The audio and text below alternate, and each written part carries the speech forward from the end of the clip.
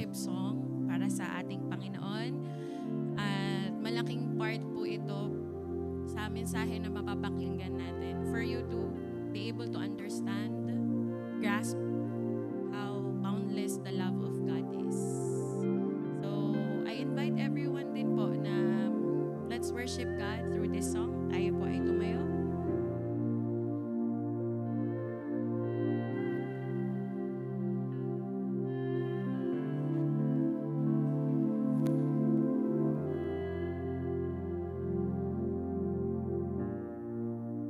Ako'y iyong natagpuan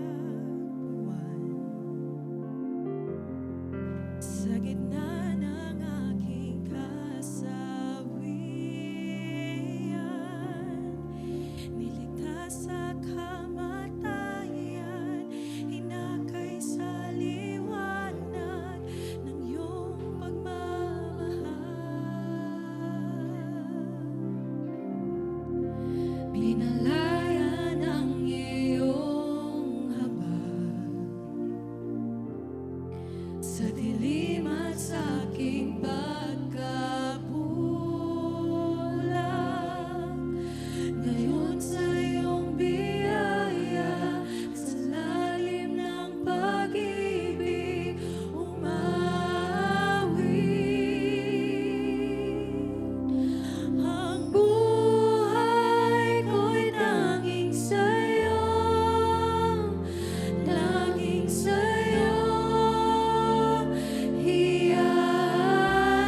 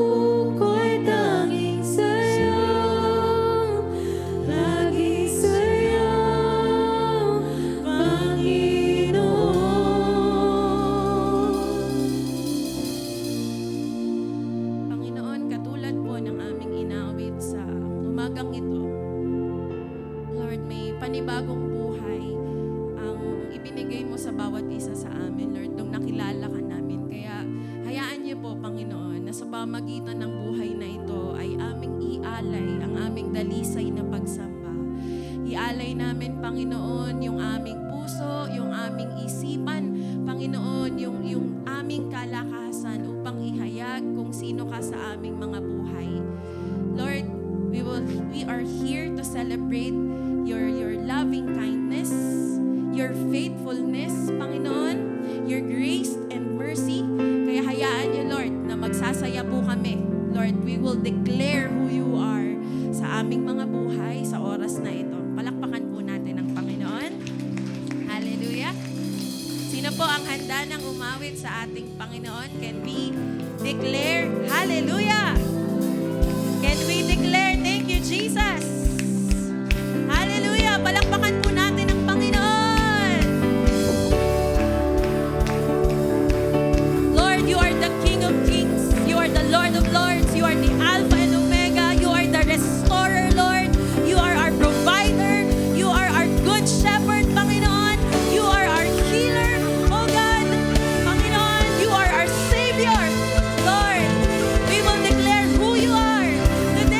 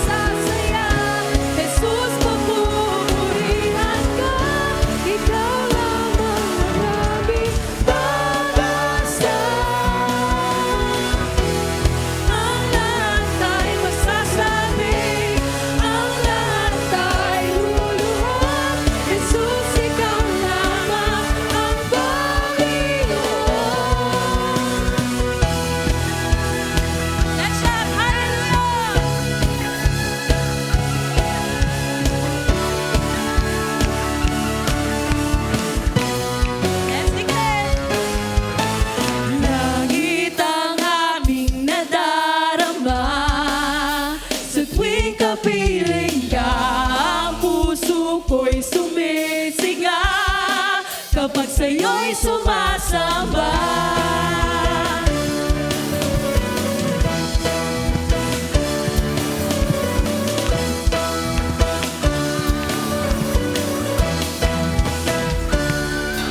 Ang kailangan ko ay pag-ibig mo, O Diyos, sa buhay kong ito. Ang kagalakan mo ay kalakasan ko, Ikaw ang nais ko. Ikaw lamang ang pupurihin, ang pangalan mo ay dadakilain. Wala na sa'yong maihahambing, ang awit ko iyong dinggin. Lagi ang aking nadarama, sa tuwing kapiling ka, ang puso ko'y sumisigla kapag sa'yo'y sumasamba.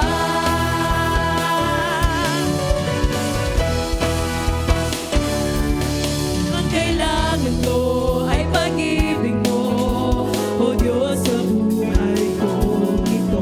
Ang kagalakan ko ay kalakasan ko, Ikaw ang nais ko.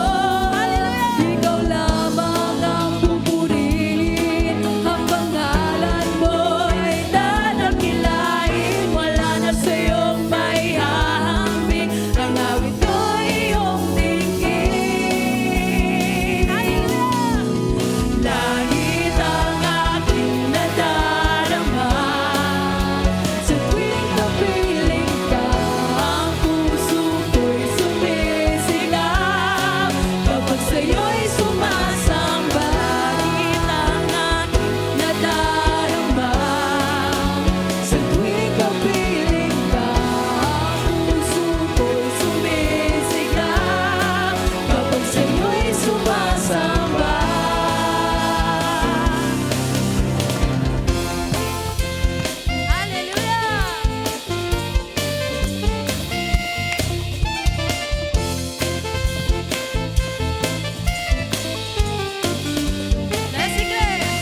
Ikaw lamang ang pupurihin, ang pangalan mo ay dadakilain. Wala na sa'yong maihahambing, ang awit ko iyong dinggin.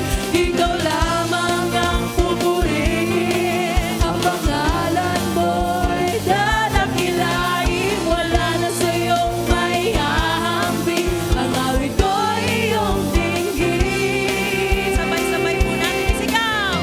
Langit ang aking nadarama, sa tuwing kapiling ka, ang puso ko'y sumisigaw kapag sa'yo'y sumasamba. Langit ang aking nadarama, sa tuwing kapiling ka, ang puso ko'y sumisigaw kapag sa'yo'y sumasamba.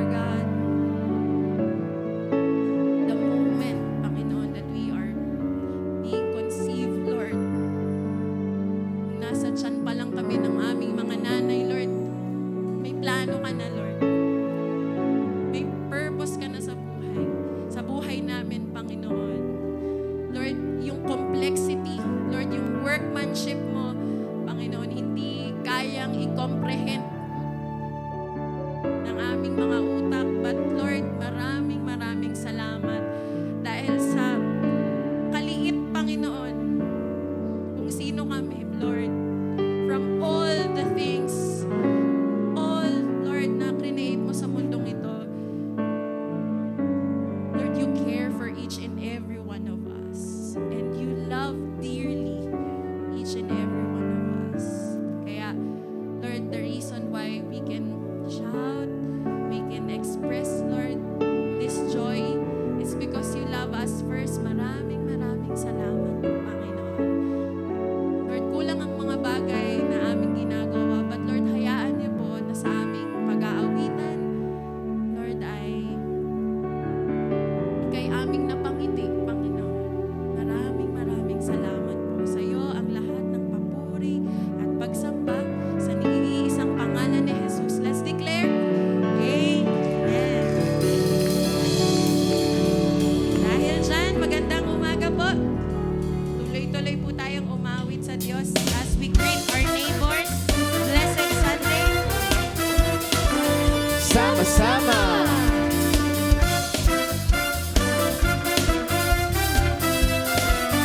Sama-sama. Ay gandang pagmasdan tayo ng kawitan. Pumapasok sa tahanan niyang may kagalakan. At doon ay napupuri, walang hanggang kasiyahan. Sa Diyos na nabubuhay magpakailan pa man.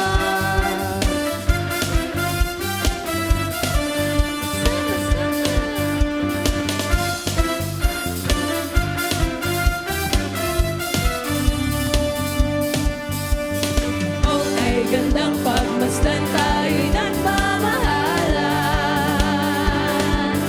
Nananahan sa pag-ibig niyang sadyang wagas. At sama-samang napupuri, walang hanggang kasiyahan.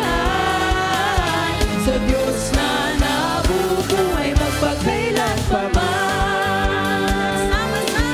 At sama-sama pupuri, walang hanggang kasiyahan. Sa Diyos na nabubuhay magpakailan pa man. Sa Diyos na nabubuhay magpakailan pa man. Sa Diyos na nabubuhay magpakailan pa man. Sama-sama.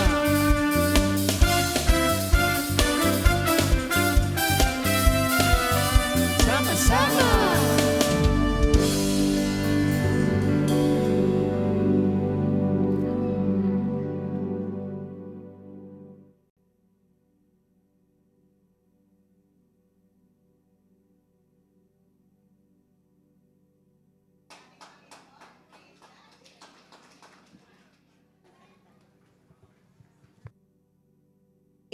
Ayan. Praise God. Muli, isa pa pong malakas na palakpak para sa ating Panginoon. Glory to Him. Ayan, para po sa ating tithes and offering, sino po yung may mga hawak na sobre? Ayan, if you have your sobre, may makikita kayo dyan eh. Ipa-flash natin uli. Lagi natin tong binabasa, no? Sabi po dyan, in Malakay 3:10. Anong sabi po in Malakay 3:10? Sige, sabi po sa ating sobre, no, nakasulat dyan, bring the whole tithe into the storehouse. Kapatid, no, sabi po rito, bring, dalahin daw po, no. Offering, kapatid, no, ito po ay buong puso nating binabalik, no. This is not a suggestion, kapatid. Hindi lang po ito nakabase sa ating pakiramdam. But ito po ay iniutos ng ating Panginoon. No? Nadalahin daw po natin. Saan po? Sa storehouse, sa ating simbahan. No? And kapatid, no, ito po ay kasabay ng ating papuri at pagsamba sa Panginoon. Ito po ay act of our obedience sa ating Panginoon na nag-utos. Ito po ay pagsunod natin sa ating Panginoon na siyang unang nagkaloob sa bawat isa sa atin. wala naman po tayong idadalahin, no? Kung wala tayong dala-dala, kung wala tayong taglay, wala tayong ibabalik, no? At ang Panginoon po ang siyang nagpala sa bawat isa. Are we blessed? Amen. We are blessed, no? At ang Panginoon po natin ay tapat sa buhay ng bawat isa. Sa lahat ng pagkakataon, no, nararanasan po natin ang provision ng ating Panginoon. Tama po ba? Amen, no? Kaya nga po, ang Panginoon natin, nais niyang makita yung ating katapatan sa kanyang katapatan din naman sa ating mga buhay. May pangako ang Lord no? Sabi niya diyan, subukin daw natin siya, no? Test me in this, says the Lord Almighty. Hinamon po tayo ng Panginoon, sabi niya, and see, no, if I will not throw open the floodgates of heaven and pour out so much blessing that you will not have room. Wala ka ng enough na paglalagyan. Ibig sabihin, ganun po magpala ang ating Panginoon if we will just allow Him. No, sabi niya, subukin niyo ako. No? Grabe po ang Panginoon natin. As we obey, no, andun po ang pagpapala. And as we obey, andun po yung pagpapakita that we are trusting Him. Tama po ba? No? Hindi ka naman susunod kung hindi ka nagtitiwala sa ating Panginoon. At ang Panginoon po, He is a promise keeper God. No? Ang lahat ng ipinangako ng Panginoon, pinufulfill po niya sa buhay ng kanyang mga anak. Kaya nga po, no, as we give every Sunday po, tayo yung mga nagpapaalala, nag-i-encourage, no? Hindi po namin to ginagawa dahil iniutos lang, no? But it is a command mula sa ating Panginoon, and we want, no, na tayo po bilang anak niya ay magpakita ng lubos na pagtitiwala sa kanya by obeying Him, by bringing the tithe into the storehouse. At gagawin daw po natin ito with a cheerful heart, nang may kagalakan sa ating mga puso. Ito po ay masayang ginagawa, no? Dahil alam natin na ang Diyos po ay napaparangalan sa ating pagsunod. Amen? Kaya nga po ngayon, as we stand up, siguro let us all smile while bringing the tithes and the offering dito po sa harapan. Sige po, let us all stand and let's gladly give our tithes and offering. Ayan, sa ating mga kapatid po na nagkakaloob through online, no, sa ating bank accounts, GCash account number, andyan po sa ating screen. Ang pakiusap lamang po namin is for you to notify us kapag po kayo ay nagkaloob through online. Praise God.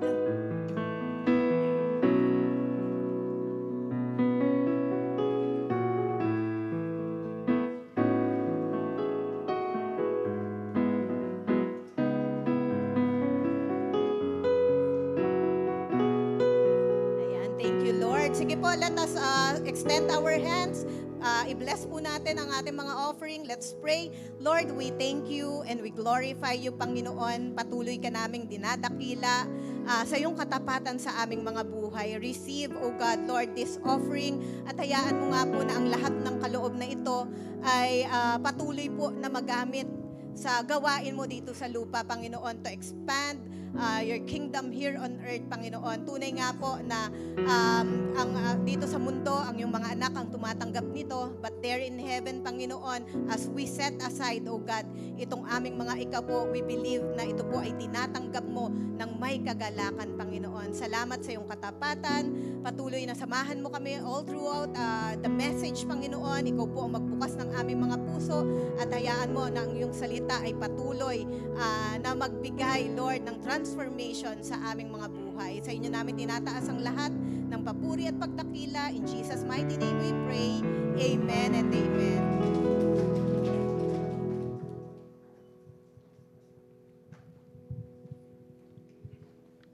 Amen. Good morning po sa bawat isa. Okay, pwede po bang batiin nyo rin yung katabi nyo? Say mo, good morning kapatid. At sabihin mo sa kanya, mahal na mahal ka ng Panginoon. Amen. So, sige po, no, welcome home sa CCOF. At bago po tayo magsimula, no, konting announcements lang po. Patuloy po yung ating registration para po sa water baptism. No? So kapag hindi niya po panararanasan no, na magpa-water baptize, no, ito po yung ating declaration sa mundo no, na tinanggap na natin si Jesus bilang Panginoon at tagapagligtas at pagpapakita po ito na binago niya na tayo from the inside out. No? So, registration is still ongoing. Kung hindi nyo pa po ito napagdadaanan no, at ready na po tayo para ihayag sa mundo no, yung, na Kristiyano po tayo, na anak tayo ng Diyos, please register with our pastors. No? Kung dati na po kayo nagpa-water baptize, you would like to be to redo it, no? Pwede rin po, no, just approach our pastor. Pero wag naman pong every year no, na nagpapa-water baptize. So, siguro yung medyo matagal na, tas medyo you feel like you need to renew it, no, then please go ahead, no. Please let one of our pastors know, okay? Second po, announcement mga kapatid, no, patuloy pa rin po yung ating faith group activity, okay? So importante po sa buhay pananampalataya na hindi po tayo nabubuhay ng mag-isa, no, na solo po ang ating journey sa atin pong pananampalataya. Importante po na meron po tayo mga kapatiran that we do life with. No? So ano ibig sabihin? Nagtutulungan po tayo, nakikiramay po tayo sa isa't isa sa ating paglalakbay sa ating pananampalataya. No? So after the service, no, meron lang po tayong konting lunch fellowship. After that, may konti pong sharing. Kung meron na po kayong current groups, then you stay with your current groups.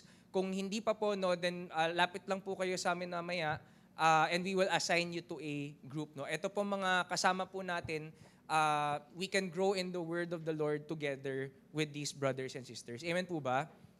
Okay, so nandito po yung mga schedules. Kung hindi po kayo free on Sundays, pwede pong Thursdays and Fridays. Okay? Malinaw po mga kapatid? Okay, so ngayong umaga po, no, pagtatapos po tayo sa atin pong series na Boundless, no, for the month of April. No? Napaka-bless po natin na yung pinaglilingkuran po nating Diyos, He is an unlimited God.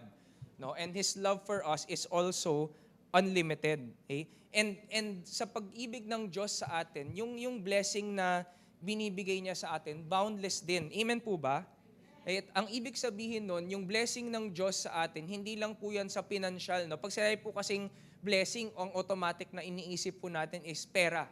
Diba? Pero yung blessing ng Diyos, hindi po yan limited sa pera lamang, kundi sa bawat aspeto ng ating buhay. No? And in fact, mga kapatid, the greatest blessing we have is not anything that we receive from God. No? Hindi po, yung malaking blessing na pwede po nating makuha, hindi po yan yung mga natatanggap natin sa Diyos. Kung hindi, ang pinakamalaking blessing po natin ay yung magkaroon po tayo ng personal relationship sa Kanya. Amen po ba? Parang hindi kayo interesado. Amen po ba? And that is the greatest blessing, that we have a God who loves us, that we have a God who cares about us, no, na pwede po nating lapitan ng ating Diyos, no, tulad ng paglapit natin sa ating magulang. Okay? And kung gusto po natin na ma-bless talaga sa ating buhay, no, what do we have to do? Very simple, mga kapatid. Seek God and build your relationship with Him. Kapag inuna po natin ang ating relationship sa ating Panginoon, everything else follows. Amen? Okay? So bago po tayo pumunta sa message po natin ngayong umaga, manalangin po muna tayo sa Panginoon. Lord, we just want to thank you for your goodness and your kindness and your boundless love for us. We thank you, Lord, na sa kabila ng mga nangyayari sa mundo ngayon, na nanatili kaming matatag, hindi sa aming sariling kalakasan, kundi sa kalakasan at sa paggabay at sa pagsustentong nagagaling sa inyo. Lord, we just want to recognize you first and foremost as our source of blessings, that you are our greatest blessing, Panginoon, na mawala man ng lahat ng mundo sa aming paligid, basta't nandyan ka, we have everything that we need. And so I ask, Lord, that you guide us this morning, you speak to us this morning, fill our spirits with your love, fill our spirits with your word. Lord, bigyan niyo po kami ng panibagong kalakasan, panibagong wisdom, Lord, sa mga hinaharap po namin sa aming buhay. And Lord, naniniwala po ako that this morning you are recharging us, you are refilling us so that we can face our daily challenges. Hindi galing sa aming sariling kalakasan, hindi galing sa aming sariling wisdom, kung hindi galing sa inyo, sa paggabay na nagagaling sa inyo. So, we humble ourselves before you this morning and speak to our hearts right now. In Jesus' name we pray. Amen. Palapakan po natin ang Panginoon. Amen. So ngayong umaga, ang gusto ko pong i-share sa bawat isa na salita na nagagaling sa Diyos, ang title po natin is, Even If. Sabihin mga, Even If. Okay? Sa atin pong simbahan, madali pong pag-usapan na mahal tayo ng Diyos. Tama po ba? Diba? Ang daling sabihin, mahal tayo ng Diyos, mahal ako ng Diyos, mahal ka ng Diyos. Pero ito pong katotohanan ito, madali po siyang sabihin, madali po siyang alalahanin, pero hindi po siya ganun kadaling isa pamuhay kadalasan, no? Para po siyang stock knowledge or trivia or information, pero kadalasan, hindi po nito gaanong naiimpluwensyahan kung paano po tayo nabubuhay, kung paano po tayo kumikilos sa ating pang-araw-araw na buhay, no? And sometimes, mahirap pong paniwalaan na ang pag-ibig ng Diyos para sa atin ay boundless, no? Kasi para po sa atin, to see is to believe. Diba? Ano yung sabihin nun? Kailangan patunayan ng Diyos sa akin na mahal niya ako. At kapag merong mga bagay sa buhay ko na it shows otherwise, no, na sinasabi niya, mahal niya ako, pero bakit may ganito? Bakit may ganyan? Bakit may ganito? Ang hirap tuloy maniwala na mahal ba talaga ako ng Panginoon? And so, isa pong bagay na kailangan po nating matutunan patungkol po sa ating Diyos, minsan, hindi niya binibigay kaagad yung full picture sa atin, no? Na lahat ilalatag niya, no, para mapaniwala tayo, no? Para yung ating faith hindi po yan nakabase sa kung ano yung nakikita natin, no? Or how much we know or how much we can see. Ang ginagawa po ng Diyos, binibigay niya yung sapat lang, kung ano yung kailangan lang, no? Para magtiwala tayo sa Kanya bilang siyang may control o may hawak ng ating buhay. Para yung pananampalataya natin, hindi nakabase sa impormasyon, hindi nakabase sa mga nangyayari sa paligid natin, kundi nakabase sa pagkakakilala natin at sa relasyon natin sa ating Panginoon. Malinaw po ba yun? Okay? And so, in the process, no, habang natututo tayong magtiwala sa Diyos, no, binubuo niya ang ating pagkatao. No? Minomold niya ang ating character. Okay? Now, ito pong Bible, yung Biblia po na hawak po natin, ito po ay yung love letter ng Diyos para sa atin. No? At dito po sa Biblia natin, hindi lang po dito mababasa, no? Hindi lang po niya sinasabi dito yung pagmamahal niya para sa atin, kung hindi din-demonstrate ito ng ating Biblia. Paano po? No? Na kung babasahin po natin yung buong Biblia, simula Genesis hanggang Revelation, makikita natin yung pinagdaanan ng Diyos para iligtas tayo. No, hindi naman instant yon na nagkasala ang tao, sige papadala ko na si Jesus tapos mamatay na siya at muling mabuhay. Tapos na. Hindi, no? He took around 4,000 years. No, tama, 4,000 years, no, para step by step ihanda ang sangkatauhan para sa magiging sacrifice si Jesus para sa atin. No, and doon po sa lahat ng kwentong yon, no, sa bawat kwento at sa bawat character ng Genesis hanggang Revelation, makikita natin yung pagkilos ng Diyos sa buhay ng bawat individual. No? At sa bawat kwentong yon, all of these stories in the Bible, all of these characters in the Bible, they point us back to Jesus Christ. Okay? And so, meron pong isang nakasulat sa ating Bible kung saan pinapakita po nito kung gaano po ka-boundless ang pag-ibig ng Diyos sa atin. Walang hangganan, no? Walang hadlang ang pag-ibig ng Diyos para sa atin. At makikita po natin ito sa Romans chapter 8, verse 35 to 39. Okay? Ang sabi po dito, can anything ever separate us from Christ's love? Does it mean He no longer loves us if we have trouble or calamity, or are persecuted, or hungry, or destitute, or in danger, or threatened with death? As the scriptures say, for your sake we are killed every day, we are being slaughtered like sheep.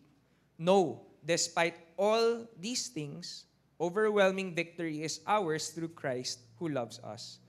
And I am convinced that nothing can ever separate us from God's love. No? So boundless po ang pag-ibig ng Diyos. Neither death, nor life, nor angels, nor demons, neither our fears for today, nor our worries about tomorrow, not even the powers of hell can separate us from God's love. No power in the sky above or in the earth below, indeed nothing in all creation, will ever be able to separate us from the love of God that is revealed in Christ Jesus our Lord. So ano po yung main point ng verse na ito? Na walang bagay ang pwedeng maghiwalay sa atin sa pag-ibig ng Diyos. Amen? Boundless po ang pag-ibig niya para sa atin. No? Kahit meron pong mga bahagi ng ating buhay na minsan pag merong ganyan, parang hindi ako mahal ng Diyos. Bakit ako naghihirap? Parang bakit hindi ako mahal ng Diyos? Parang hindi ako mahal ng Diyos, merong ganito, merong ganyan sa ating buhay. No? The Lord's love for us continues to be boundless. Amen? So ano pong kailangan po nating gawin? Now, we are called to recognize God's love even when there are things in our lives that make it seem like He does not. Ano yung mga bagay na yun, no? That we have troubles, we have calamities, we are persecuted, we are hungry, we are in danger, no? Or we are threatened with. Kahit meron pong mga ganyang bagay sa ating buhay, mahal pa rin tayo ng Panginoon. And so meron po akong 3 bagay na gusto ko pong i-point out para sa atin ngayong umaga. Okay, ready na po ba? Una po, ayan. Even if we sin, God still loves us. Kahit po nagkakasala pa tayo, no, God still loves us. Ano po ba yung misconception natin patungkol sa pag-ibig ng Diyos? Na minsan, no, meron tayong kaisipan na, gawa ako ng gawa ng kasalanan, darating ang panahon na mauubos ang pasensya ng Diyos para sa akin at hindi niya na ako mamahalin. Mauubos yung pag-ibig niya para sa akin. Bakit? Bakit tayo may ganitong kaisipan? Kasi pag nagkasala tayong mga tao, usually, ang epekto po nito sa atin ay nagkakaroon po tayo ng guilt. Tama po ba? Kinokonsensya tayo sa ating mga kasalanan kasi alam natin yung ginagawa natin ay mali. Alam natin na yung bagay na ginagawa natin, nakakahamak ito sa ating relationship sa ating Diyos at labag ito sa Kanyang kalooban. No? And tayo po, bilang mga tao, normal na reaction yon na maubusan ka ng pagmamahal para sa taong nagpapainit ng ulo mo. Tama po ba? Sino po sa atin dito ang hindi napipikon? Walang nagtataas ng kamay. So lahat, mainitin ng ulo. Lalo na po sa panahon ngayon, 'di ba? Sobrang init, no? Ang daling uminit din ang ating mga ulo. But eventually, mga kapatid, kapag meron pong ibang tao na nagkakasala sa atin, it is a natural reaction na eventually nagkakaroon ka ng bitterness, nagkakaroon ka ng resentment, nagkakaroon ka ng hatred, or dumidistansya ka sa mga taong nang iinis sa'yo. No? And dahil po doon, ina-assume natin na ganun din ang Diyos. That God's patience also has a limit. No? At darating ang araw, baka sabihin ng Diyos, tama na, kasi 3 buwan na kitang inaaraw-araw, huwag ka magmura, nagmura ka pa rin, tama na. Ubos na ang kaligtasan mo. 10 taon na kitang sinasabihang huwag magchismis, hanggang ngayon, chumismis ka na naman. Wala na, tapos na hindi ka na ligtas. No? At tayo po, no, dahil dito po sa state of sin, no, alam natin na meron tayong ginawang mali. Alam niyo po yung aso kapag may ginawang mali, yung parang naka yung buntot tapos nakayuko siyang lumalapit kasi guilty siya. Minsan ganun po tayo, 'di ba? Pag alam po natin meron tayong ginawang mali, no, mahirap pong lumapit sa Diyos, mahirap mag-pray, no, mahirap pumasok sa loob ng church, no, mahirap makipag-usap sa Diyos kasi feeling natin, no, may ginawa na naman akong kasalanan, baka galit ang Diyos sa akin. Baka naubos na ang pasensya niya para sa akin, no? Balik po tayo sa pinakaunang kasalanan, yung kay Adam and Eve, no? Nung nagkasala sila, dahil sa kanilang kahihiyan, anong ginawa nila? Nagtago sila sa Diyos, 'di ba? Iniwasan nila ang Panginoon in the Garden of Eden. And so, yun po yung misconception that God will eventually run out of love for me because I keep sinning. No? Totoo po ba yun? No? I-reframe po natin yung ating perspective that even if we sin, God still loves us, no? Ano po yung gusto ko pong maintindihan ng bawat isa? Sin does not sever or cut off our relationship with God, though it does damage our fellowship with Him. Okay, so pag nagkasala po tayo, hindi po nito pinuputol ng tuluyan ng ating relasyon sa Panginoon, pero sinisira po nito yung ating fellowship, yung ating closeness sa Kanya. Paliwanag ko po, mga kapatid, no? Tayo po lahat, meron po tayong pamilya. Tama po ba? Meron tayong mga magulang, meron po tayong mga anak, no? Meron po bang pwedeng mangyari na bigla na lang yung tatay, hindi niya na anak yung anak niya?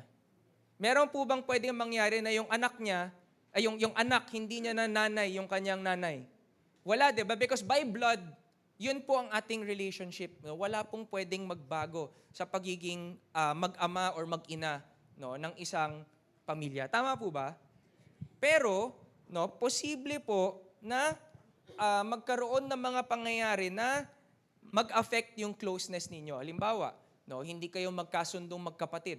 No, so lagi kayong nagsasabungan nung kapatid mo, no? Or yung tatay at saka yung anak niya, ang tigas ng ulo ng anak, no? And so lagi sila nag-aaway ng tatay, no? Nawawala ba yung relationship nila?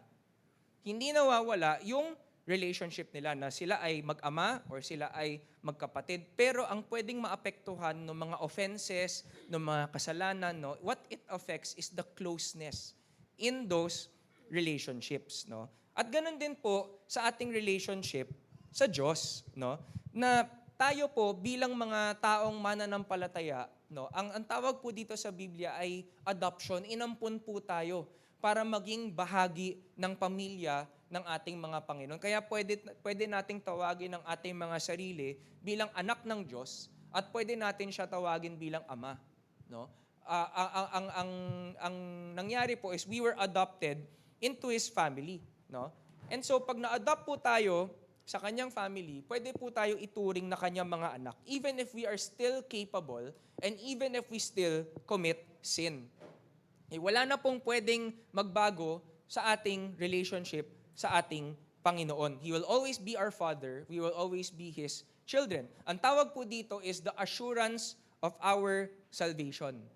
Amen? Tagalogin po natin yung kasiguruhan ng ating kaligtasan. No? Sino po dito sigurado kayo na ligtas kayo? Taas kamay. Sabi ko, taas kamay. Lahat nag-amen. Okay, no? So,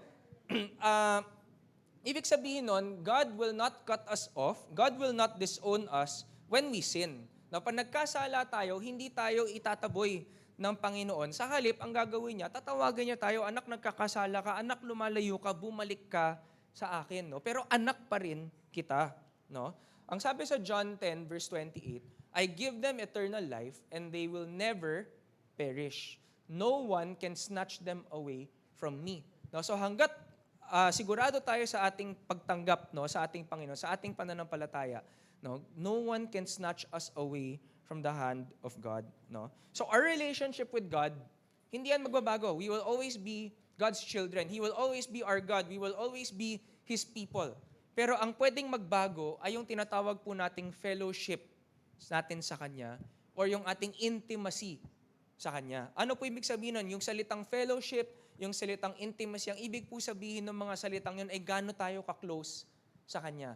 No? Ganon din po siguro tayo sa ating mga kapamilya. No? Kahit hindi nagbabago yung mga family relationships natin, meron po sigurong iba't ibang pagkakataon sa buhay na close kayo ng kapatid ninyo or medyo hindi kayo nag-usap ng 10 taon, no? Or ngayon bati kayo ni mama pero bukas magkaaway kayo, no? And so on and so forth, no? And so meron pa rin pong epekto ang kasalanan sa ating relationship sa Panginoon, no? It negatively affects our relationship with God by creating distance. Nagkakaroon po tayo ng distansya sa Panginoon kapag nagkakasala tayo at kapag meron po tayong kasalanan, mahirap pong ma-enjoy yung ating relationship sa ating Ama. No? Katulad po sa mga human relationships natin, siguro pag meron kang kaibigan na meron kayong hindi na pagkasunduan, mahirap maging close. Mahirap ma-enjoy yung presensya ng ating kaibigan. Tama po ba? Kasi awkward, di ba? Kasi alam mo meron kang ginawa or alam niya na meron siyang ginawa sa'yo. No? So, even as believers, no, meron pa rin po tayong kakayanan na gumawa ng kasalanan at meron pa rin po tayong tendency, no, na gumawa ng kasalanan. Pero kahit na ganun, mahal pa rin tayo ng Diyos. Amen? Example po, balik po tayo kay Adam and Eve, no? So ano po yung kasalanan nila, 'di ba? They ate from the fruit they ate the fruit from the tree of the knowledge of good and evil. Ano po nangyari nung kinain po nila yung bunga na ito, no? They realized na wala silang suot, no? They were ashamed, they were guilty. Ginawa nila, nagtahi sila ng damit mula sa dahon, no? Ano pong ginawa ng Panginoon nung kinompronta niya sila, no? Bago po 'yon, no? Nung nagkasala sila, ano po ang naging reaction ng Diyos? Siyempre na-frustrate siya, what have you done? 'Di ba? I told you not to do this. Pero 'di ba, kung just ang Panginoon, madaling sabihin na, oh, nagkasala ka, here and now mamatay ka because that is the penalty of your sin, no? Pero anong ginawa ng Diyos? Instead of judging, instead of condemning Adam and Eve right away, no, and sentencing them to death, anong ginawa niya? He continued to love them. Ano po yung patunay nito? Una, He spared them. Hindi niya sila kagad pinatay for their sin. Pangalawa, nung pinaalis sila mula sa Garden of Eden, alam nyo ba na bago po sila pinaalis, ginawan sila ng Diyos ng panibagong damit? Bakit? Kasi ang dahon, pag tinahi mo yan, mapupunit yan eh. Diba? Baliwala, no? So anong ginawa ng Diyos? He made clothes from animal skin. Pumatay siya ng hayop para magkaroon ng damit. Si Adam and Eve. No? At simbolismo po yun ng ginawa ni Jesus, no? Na namatay din siya para sa atin, para masuot natin yung righteousness niya sa mata ng Diyos. No? And so even the fact na pinaalis si Adam and Eve from the Garden of Eden, that was also an act of love. Siguro iniisip natin, pinalayas mo yung anak mo, grabe naman yun, di mo mahal yung anak mo. Pero actually, may purpose ang Lord. Kasi nung nagkasala si Adam and Eve, naging corrupted yung kanilang kondisyon dahil sa kasalanan. At doon po sa garden, meron pong tree of life. Kapag kumain sila doon, they will live forever. Wala pong problema, you'll live forever, but they would have lived forever in a corrupted state. At ayaw po yun ng Panginoon para sa sangkatauhan. Ang gusto niya, i-redeem muna tayo, mawala muna yung corruption natin, no? At saka tayo kumain from the tree of life. That's when we live forever. So kapag nagkasala tayo, mga kapatid, no, ang reaction ng Diyos, God is always ready and waiting for us to return to Him so that He can restore the joy of our salvation. Ano po yung kailangan po nating gawin? Pag nagkasala tayo, bumalik tayo sa Kanya. No? Return to the Father, humble ourselves before Him, and ask for forgiveness. No? Habang nabubuhay tayo, mga kapatid, no, bukas ang pintuan ng Panginoon para tanggapin tayo kapag humingi tayo ng tawad sa Kanya. No? Andali po sana sa Diyos na i-judge ang evil kapag nangyari to. Halimbawa, may snatcher sa baba. Paghablot pa lang na ng cellphone, pwede naman may kidlat na galing sa langit, mawala na yung tao. Andali eh, di ba? Pero bakit nagtitimpi ang Panginoon? Bakit siya nagtitimpi sa kasamaan? No? Para bigyan ng pagkakataon ang bawat isa sa atin na humingi ng tawad at bumalik sa Kanya. Amen? Sabi sa 2 Peter 3 verse 9, the Lord isn't really being slow about His promise, as some people think. No, He is being patient for your sake. No, He does not want anyone to be destroyed, but wants everyone to repent.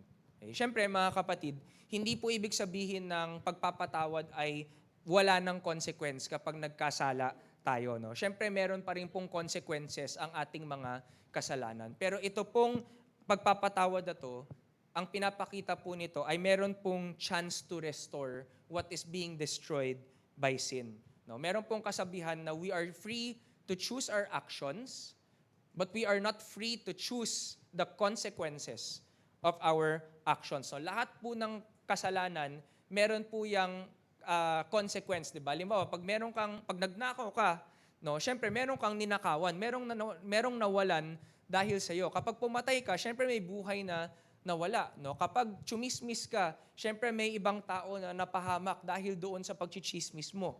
no? And so sin comes with consequences, no?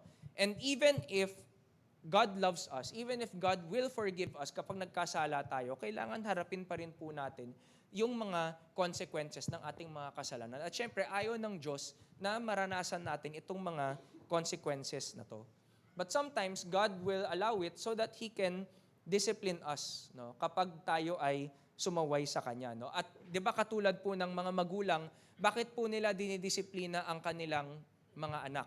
So that they can make the right choices in the future, no, and so that they will not experience the consequences of wrong actions. Ganun din po ang ating Panginoon, no. Bakit po tayo dinidisiplina ng ating Panginoon? Para po matuto po tayo gumawa ng mabuti at umiwas sa masasamang gawain. Amen. And God disciplines those that He loves, no.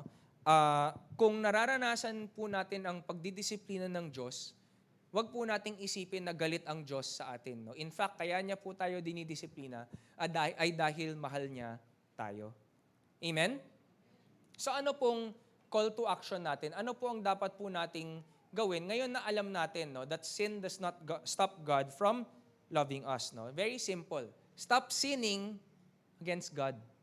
Okay? Stop sinning against God. Wag na po tayong gumawa ng mga bagay na pwedeng makapahamak sa ating relasyon sa ating Panginoon, no? Ang kasalanan, hindi man nito napipigilan ang Diyos na mahalin tayo. Ang katotohanan po ay ang kasalanan, pinipigilan po tayo nito na mahalin ang Diyos.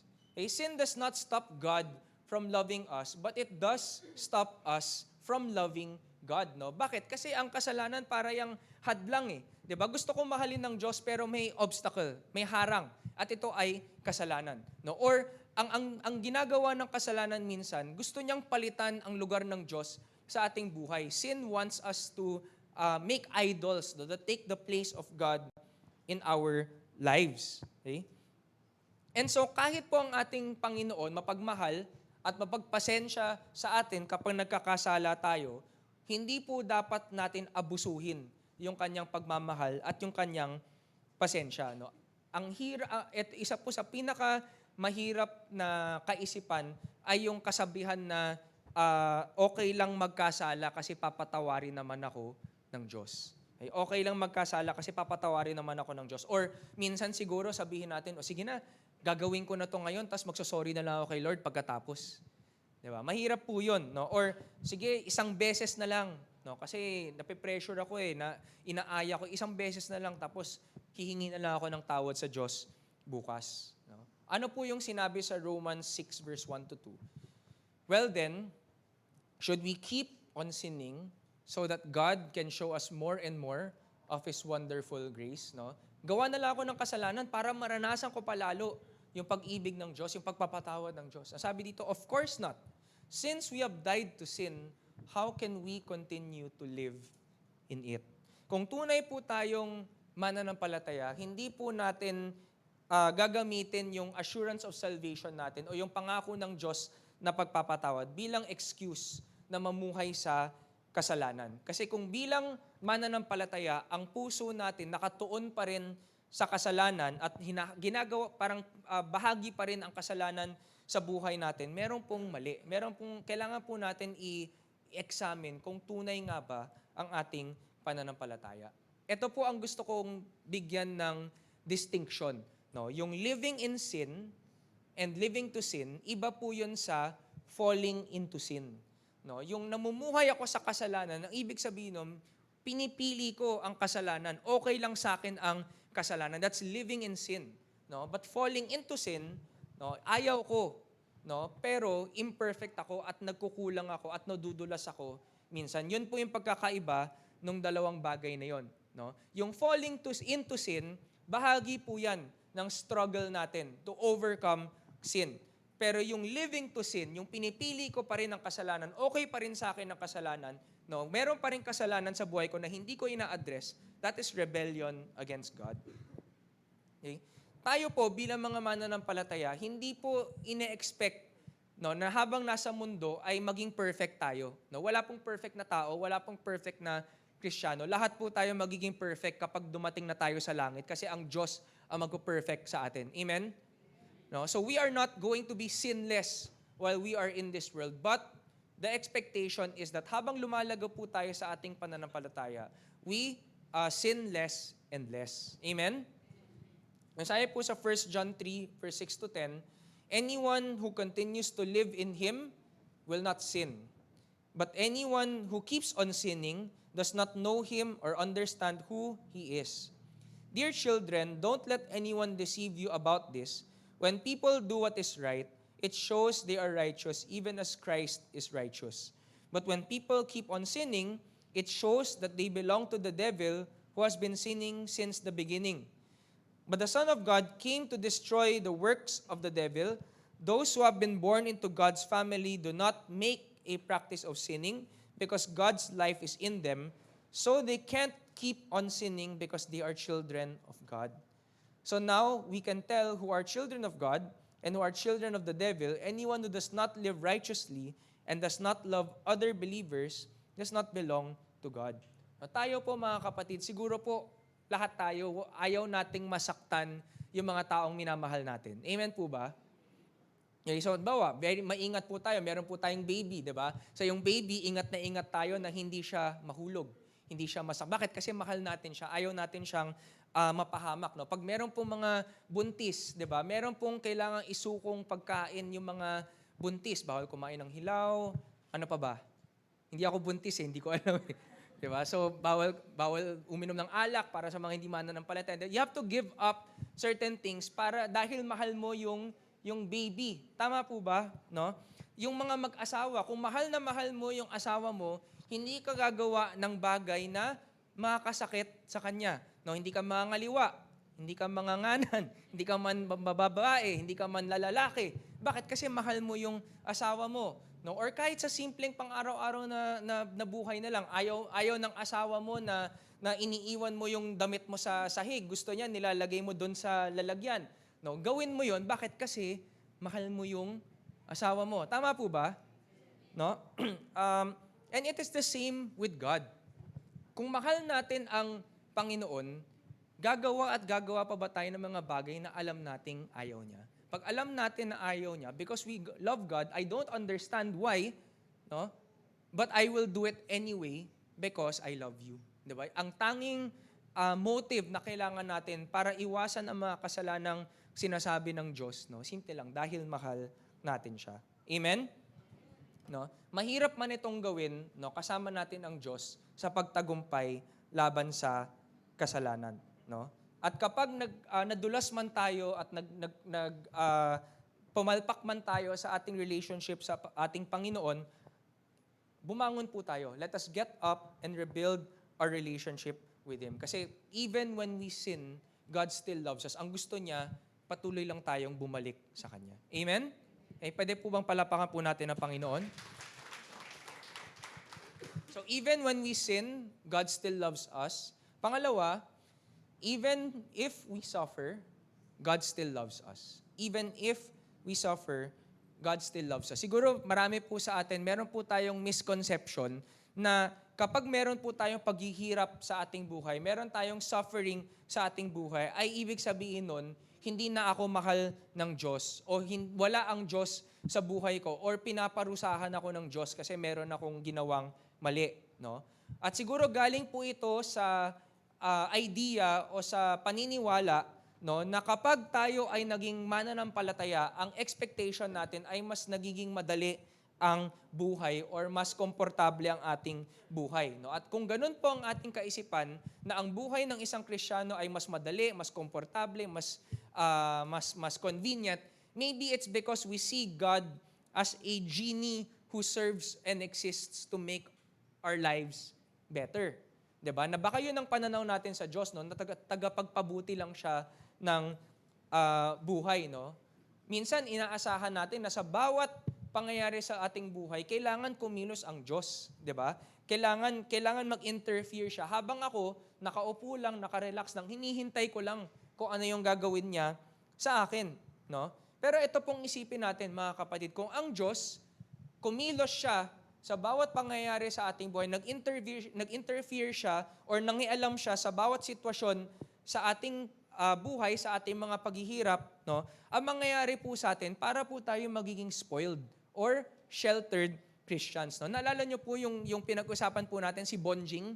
No? At ano po nangyari kay Bonjing? Hindi siya nag-mature kasi lagi siyang bine-baby ni Lola. No? Kung lagi tayong bine-baby ng ating Panginoon, no, hindi tayo magkakaroon ng chance na mag-mature sa ating pananampalataya. No? Ito po ang will ng Lord para sa atin. God does not just want us to be comfortable, no? He wants us to grow and mature. Hindi habol ng Diyos na maging komportable ang buhay natin. Ang habol niya, mag-grow tayo, mag-mature tayo habang nandito tayo sa mundo. No, ang goal ng Lord, hindi lang yung happiness natin. Ang goal ng Lord ay yung ating holiness. No, walang sama sa happiness. No, walang sama sa comfort. But if you have to choose between the two, it's holiness over happiness. No, it's growth and maturity over comfort. No? Kahit ang ating Panginoong Jesus mismo, no, sinabi niya sa mga disciples niya, no, na dapat expect nyo magkaroon tayo ng suffering dito sa mundo.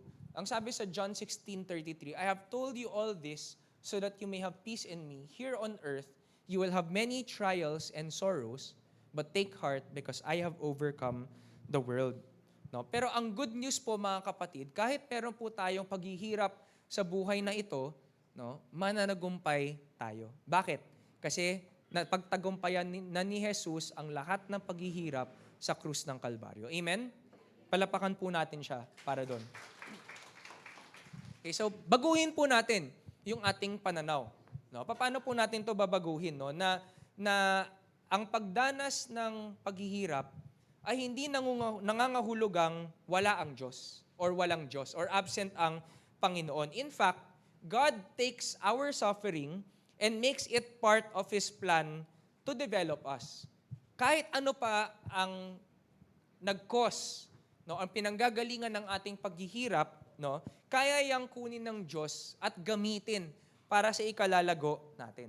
Di ba minsan, isa yan sa mga pinakamahirap na tanong sa mundo, saan ba nanggagaling ang suffering? Where does suffering come from? Why is there suffering in the world? No? And ultimately, mga kapatid, lahat po ng suffering, ang ugat po nito ay kasalanan.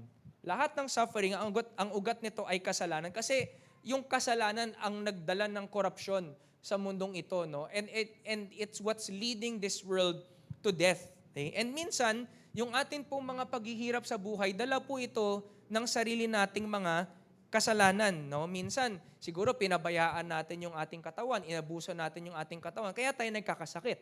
It's because we did not care for our bodies. No? Sometimes, yung paghihirap po natin, biktima po tayo ng kasalanan ng ibang tao. No? Minsan tayo yung pinaggawa ng kasalanan, or minsan casualty tayo, no? Nadamay lang tayo sa kasalanan ng ibang tao.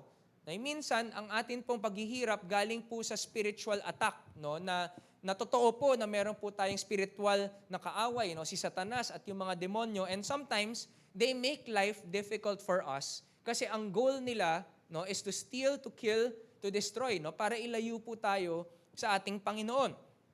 And minsan, yung suffering po, galing po yan bilang isang reality dito po sa ating mundo, na meron pong sakit sa mundong ito, meron pong decay, at lahat po ng bagay na to nagdudulot ng kamatayan. Minsan din po, meron pong suffering na hindi kayang ipaliwanag. Bakit may mga trahedya? Bakit may mga aksidente? Bakit may mga kalamidad? No?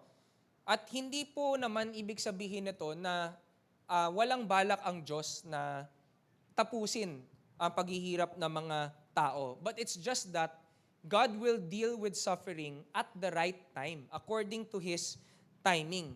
But in the meantime, meron pong purpose ang Diyos kung bakit niyang inaalaw ang ating mga paghihirap. Para po maintindihan po natin ito, tingnan po natin yung kwento ni Job. Sino po dito kilala niyo si Job sa Bible?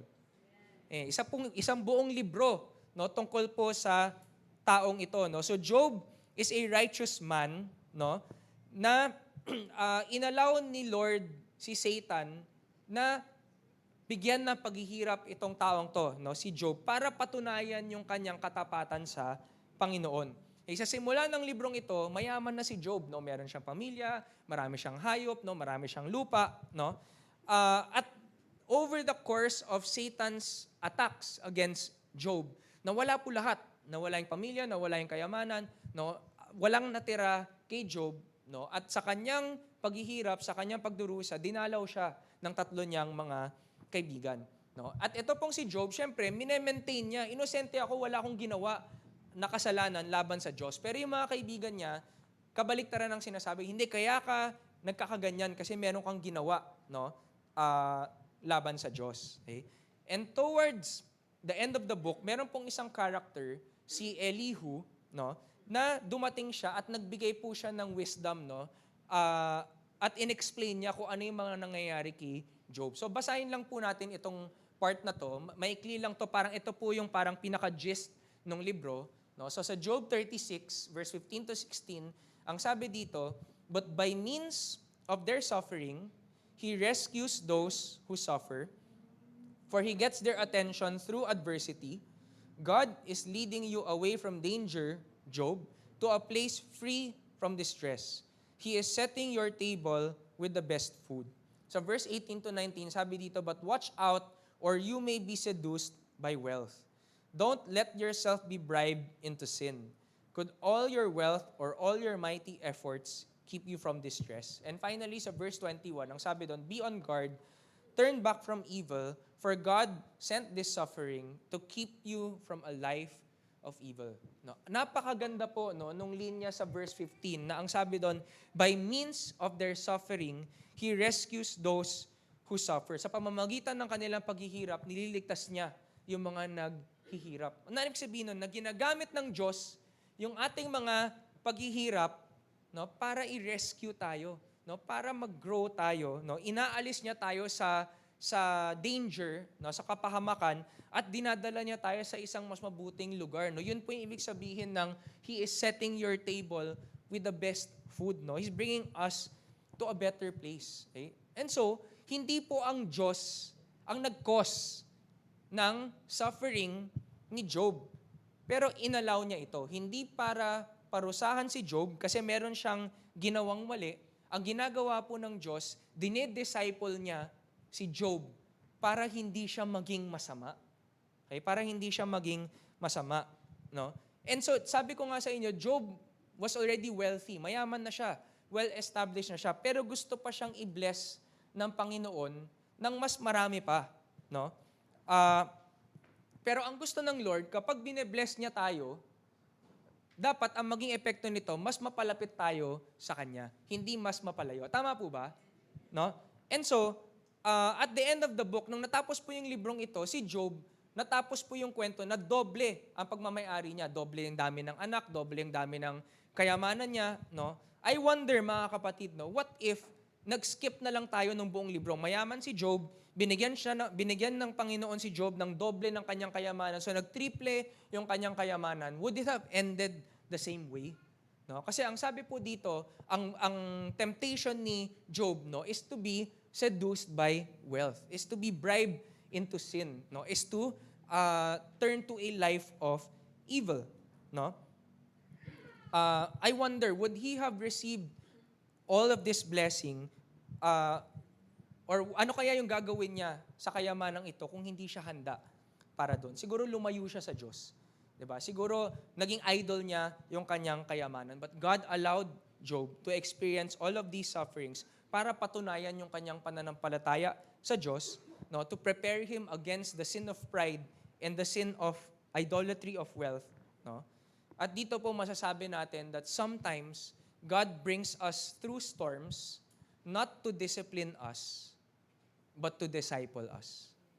Ulitin ko mga kapatid, minsan kaya po tayo dumadaan sa pagsubok, hindi para disiplinahin tayo ng Panginoon kasi meron tayong ginawang mali, kundi dahil gusto niya tayong i-disciple para mag-grow tayo galing sa mga paghihirap natin. Amen?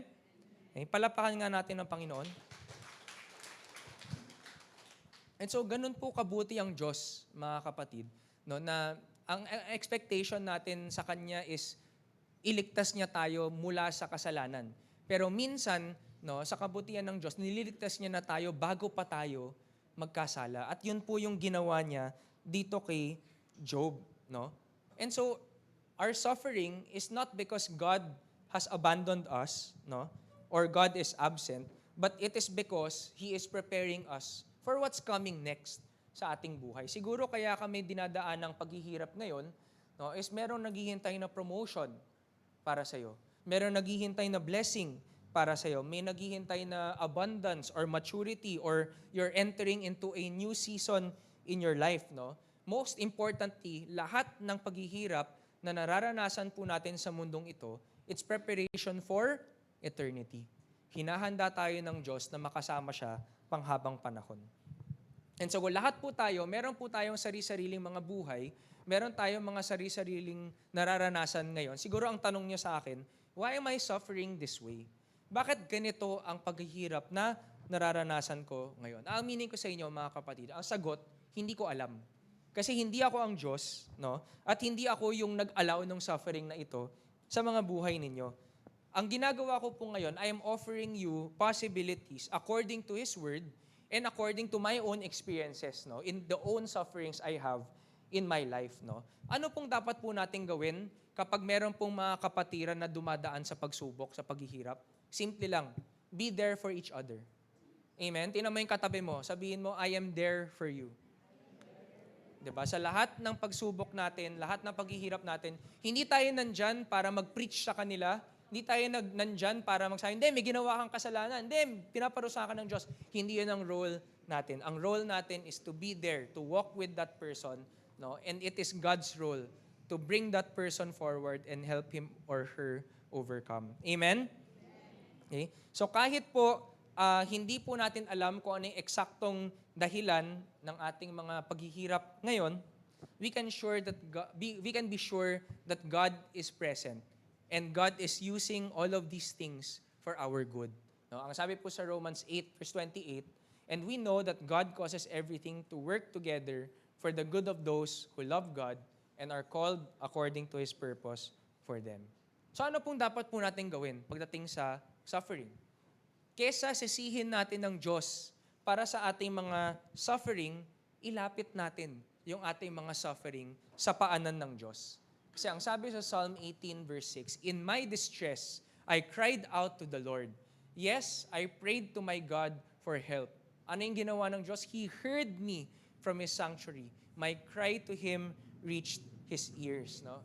Mga kapatid, kung meron po tayong mga paghihirap, no, meron po tayong pagdududa, meron po tayong katanungan dahil po sa mga nararanasan natin, hindi po kawalan ng pananampalataya na magkaroon ng mga katanungan, ng mga doubts. No? In fact, it is an act of faith to bring our doubts and our questions to the right place.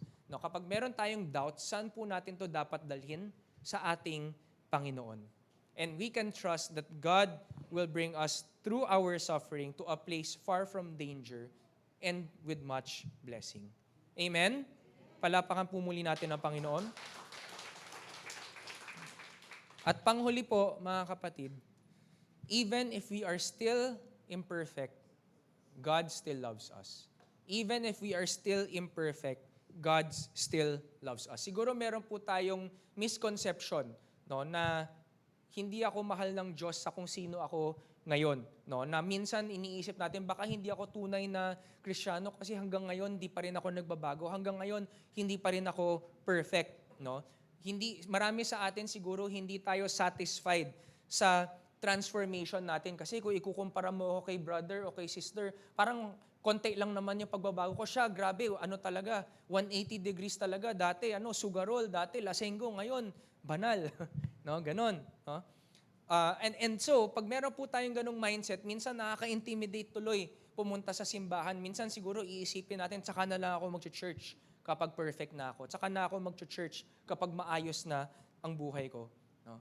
Meron po ba tayong expectation na ang buhay Kristiyano ay merong instant results or instant change? No? Minsan mga kapatid, totoo po yun, posible po. No? Meron po mga tao na nung nanampalataya sila sa Panginoon, binigay nila ang buhay nila kay Jesus Christ bilang Lord and Savior, instantly, nawala yung appetite nila for sin, nawala yung desire nila na maglasing, nawala yung paninigarilyo nila, and so on and so forth. And that's possible. No? Hindi po natin yun ninenegate. Okay? Pero hindi po lahat ng mananampalataya, ganun ang pagbabago. Minsan po, no, marami po sa atin, even if matagal na tayong Kristiyano, we still struggle with the sins or with the attitudes that are carried over from bago po tayo nakakilala sa Panginoon. Tama po ba? No? A lot of us, we still struggle with the things we struggled with before we became Christians. Pero bakit tayo may ganong expectation? Kasi yung panahon po natin ngayon, yung panahon kung saan tayo nabubuhay, no, it's an age of instant gratification or instant accessibility. Kumbaga lahat ng bagay ngayon, instant na. Okay? Example, no? Bakit ako magluluto sa bahay kung pwede naman ako mag-fast food? 'Di ba? Ang tagal-tagal, 3 oras, nilalaga ko pa, hihiwain ko pa. Pwede namang pumunta na lang ako ng mini stop. Bili na lang ako. 'Di ba? Or, bakit ako kailangan matutong gumawa ng totoong kape, meron namang 3-in-1. Lalagay ko lang sa tubig, mainit, haluin, tapos na. Okay? Or, bakit ko kailangan hintayin, dati, 'di ba? Makikita yung edad dito 'di ba? Noong unang panahon, no, para makapanood ka ng telenovela, susubaybayan mo 'yan araw-araw, 7 o'clock sa GMA or sa ABS-CBN. Sino nakaabot nun? Yung mga may puting buhok, yan yung mga nakaabot nun. Okay? Pero ngayon, hindi na ganun. Lahat tayo, gusto ko manood Netflix. Isang araw, isang buong season, tatapusin ko. 'Di ba? Dati, paano makipag-usap, makipag-communicate sa ibang tao? Sino pa dito nakaabot ng post office? 'Di ba? Dami nyo Ako, hindi ko inabutan yun. 'Di ba? Or kahit ano na lang, kahit email na lang. No? Dati meron akong kaibigan na sa email pa kami nag-uusap. Pero ngayon, Messenger. Bakit? Kasi instant, 'di ba? Messenger, Viber, Telegram, 'di ba? Pero tama o mali, mga kapatid, ano yung mas satisfying? Yung instant o yung original? Siyempre yung original. Walang makakatalo hindi matatalo ng pagme-message sa Messenger, yung makikipagkita ka sa kaibigan mo at makikipag-usap ka sa kanya face-to-face. Tama? No? Anong mas masarap? Yung cup noodles o yung ramen? Siyempre yung ramen, di ba? Ano yung mas masarap? Yung totoong kape o yung 3-in-1? Siyempre yung totoong kape. No?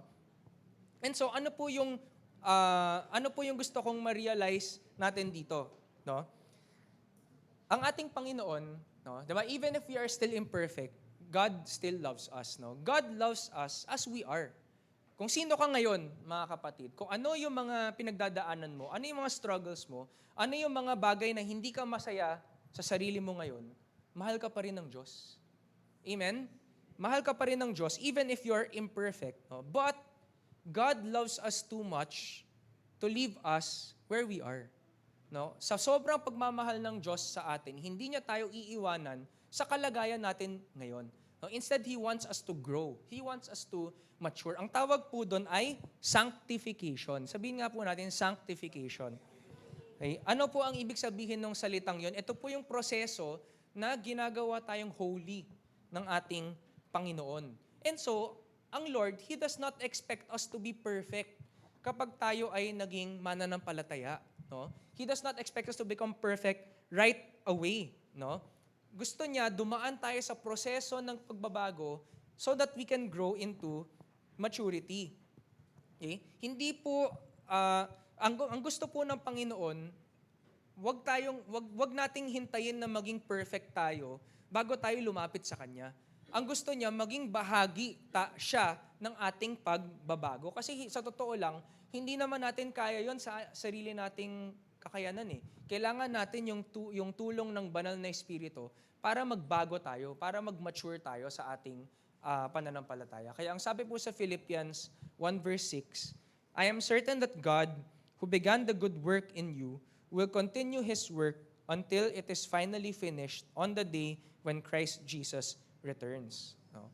So ito pong buhay po natin dito, transition lang po ito, no? Paglalakbay lang po ito pong buhay natin sa mundong ito. Hindi po dapat tayo magtagal dito sa mundong ito. Darating ang panahon, wala tayong choice, iiwan din natin ang mundong ito. Kaya meron po akong nabasang kasabihan na patuloy kong pinanghawakan ngayon. Ang sabi po niya, don't let go so fast, but don't hold on for too long. Na-enjoy mo, di ba? Pagdaanan mo yung buhay na to, kasi blessing to galing sa Panginoon. But at the same time, don't hold on for too long. Huwag kang masyadong attached sa buhay natin at sa mga bagay sa buhay na ito. Kasi darating ang Panginoon, ang panahon, iiwan din natin ang mundong ito. No? Pero habang nandito po tayo sa mundo, ano po yung ginagawa ng Diyos sa atin? Sabihin po natin yung salitang progressive sanctification. Ano po ibig sabihin ng progressive? Ibig sabihin nun, hindi instant. Ibig sabihin nun, proseso. So habang nabubuhay tayo, dadaan tayo sa dahan-dahan na proseso ng pagbabago. Bakit? Kasi the best things in life, they take time. No? Siguro kung binago tayo ng Lord, siguro naging Christian ako ngayon. Tapos sabi, okay, from now on, wala na lahat ng kasalanan mo. Diba? Perfect ka na. Siguro mawawala lang din kagad yung yung pagbabago na ibinigay ng Diyos sa atin, no. Bakit? Kasi hindi natin siya na-appreciate, hindi natin siya pinaghirapan, no. But rather, no, sa mga bagay na pinagsisikapan natin, may factor yung panahon, may factor yung effort na ibinibigay natin kasama nung blessing ng Lord sa effort natin. Bigyan ko po kayo ng example, mga kapatid. Sino po dito ang gustong pumayat? Taas kamay. Huwag kayong mahiya. Lahat po tayo, di ba? Gusto nating pumayat. Alam niyo po yung pinakamadali na paraang pumayat ngayon? Punta ka kay Belo, magpa-liposuction ka. Tama? Ang dali di ba? Hihigupin lang niya yung fats mo, tapos tapos na. Pero question, mga kapatid, kung walang nagbago pagkatapos mo magpa-lipo, siguro baka 1 linggo lang, bumalik na. Pero ang reality po, pag nagpa-lipo ka, hindi naman mawawala yung fat Yung katawan mo, isa-store lang niya yung fat sa ibang bahagi ng katawan mo. So wala ring nangyari. So ano po ang kailangan natin para maging fit? What you need is a lifestyle change. Kailangan dumaan tayo sa proseso. So ano po yung prosesong yon? Una, ayusin yung kinakain. At pangalawa, mag-exercise. Para kahit na 5 years, 6 years, 7 years, 10 years down the line, no, na-sustain mo yung pagiging payat mo kasi binago mo yung lifestyle mo. And so, you were prepared for the blessing of being fit, for the blessing of being thinner. O, isa pa example, mga kapatid, sino po dito ang gustong yumaman? Ang pinakamadaling paraan para yumaman ay yung ibigay sa iyo yung pera. Mo, nanalo ka sa loto. Tama? Ay, grabe. Pero, tanong mga kapatid, kung nanalo ka sa loto ngayon, alam mo ba kung paano alagaan yung perang yun? Diba? Marami pong kwento ng mga nananalo sa loto na after a few months, wala na rin yung pera. Bakit? Kasi nilustay, winaldas. Why? Because they don't know how to handle money. But what about if we work hard for our money, if we are good stewards of the wealth that God has blessed us, tapos dahan-dahan lumago yung pera. Pag dumating sa time na yumaman tayo, no, that we are blessed with abundance, matututunan din tayo kung paano hawakan or alagaan yung pinagkatiwala sa atin. Kasi step by step Diba? Natuto ka mag-manage ng ganitong halaga and then ganyang halaga and so on and so forth. No? Malinaw po ba yon? So bakit po tayo kailangan dumaan sa proseso ng pagiging holy? No? Yung sanctification. Para pag nandun na po tayo sa kalagayan na yon, alam natin kung paano alagaan yung blessing na binigay ng Diyos sa atin. That we have become holy by His power. Amen? So ano po yung dapat po nating gawin ngayon? Now that we know that God loves us even when we are imperfect. Wag po nating husgahan ng Diyos or magalit sa Diyos kasi Lord, ang tagal-tagal ko ng Kristiyano, hindi pa rin ako perfect hanggang ngayon. Instead, let us look at our progress. How far have you gone since you became a Christian? Nakita niyo po yung shift ng perspective. Yung dati, Lord, ang layo pa. No? Bakit wala pa ako? Ngayon, Lord, ang layo na pala ng narating ko dahil sa pagkilos mo sa aking buhay. No? At patuloy po tayong maging faithful, katulad ng faithfulness ng Lord sa atin. No? Sabi po sa Romans 1, verse 17, this good news tells us how God makes us right in His sight. This is accomplished from start to finish by faith. As the scriptures say, it is through faith that a righteous person has life. So tayo po mga kapatid, hindi lang po importante ang pananampalataya sa simula ng ating buhay. Kahit matagal na po tayong Kristiyano, no, we still live by faith. No? It is still important in our journey. At dito po ako magtatapos, mga kapatid. No? And so, gusto ko pong maalala ng bawat isa na ang pag-ibig ng Diyos sa atin, it is boundless. No? Wala pong mga bagay na pwedeng humiwalay sa atin sa pag-ibig ng Diyos. Kahit nagkakasala tayo, no, mahal pa rin tayo ng Panginoon. Kahit na dumadaan tayo sa paghihirap, pagsubok, mahal pa rin tayo ng Panginoon. Kahit na hindi tayo perfect ngayon, mahal pa rin tayo ng Panginoon. So sana mga kapatid, tanggalin natin ang mga maling kaisipan na merong hangganan ang pagmamahal ng Diyos sa atin. And instead, let us make every effort to respond to His love. No? At huling katanungan, mga kapatid, yung pag-ibig nyo ba sa ating Panginoon, is it also boundless? No? Mahal po ba natin ang Panginoon kahit na minsan nagkakasala tayo, kahit na may pagsubok tayo ngayon, or kahit na hindi pa rin tayo perfect hanggang ngayon? Lahat po tayo, meron po tayo mga pinagdadaan ng kanya-kanyang bagay. No? Meron po sa atin, we struggle with sin.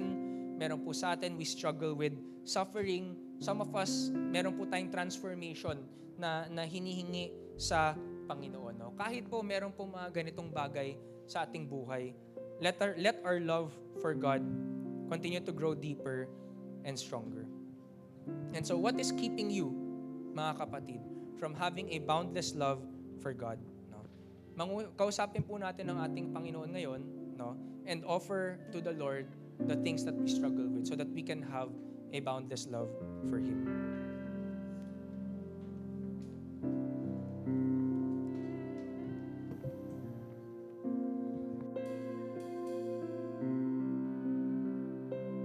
Po ay tumayo.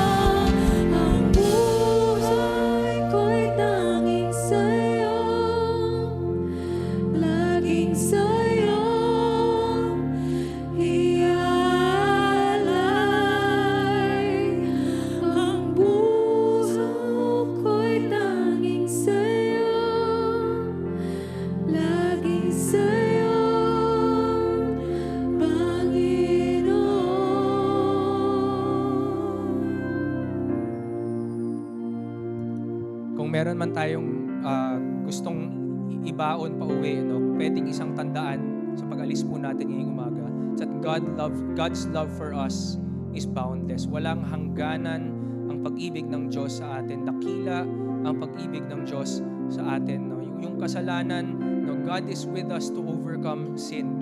Yung sufferings natin, mga paghihirap natin, God is with us to overcome our sufferings. Yung imperfections natin, no, God is changing us from glory to glory. No? Kasama natin ang Diyos sa buhay na to, mga kapatid. Wag po nating kakalimutan ang boundless love niya sa atin. And so taas po natin ating mga kamay sa Panginoon. Lord, thank you for your presence in this place.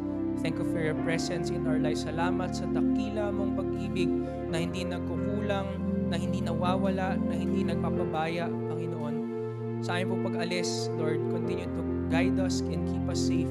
Lord, continue to show us how much you love us, Lord. Sa mga pagkakataong hindi po namin ito makita, help us to recognize your love. And more importantly, help us to share this love sa mga tao sa aming paligid. Lord, we thank you for your goodness. We thank you for your love. We thank you for our time here in your presence this morning. In Jesus' name we pray. Amen. Palapakan po natin ang Panginoon.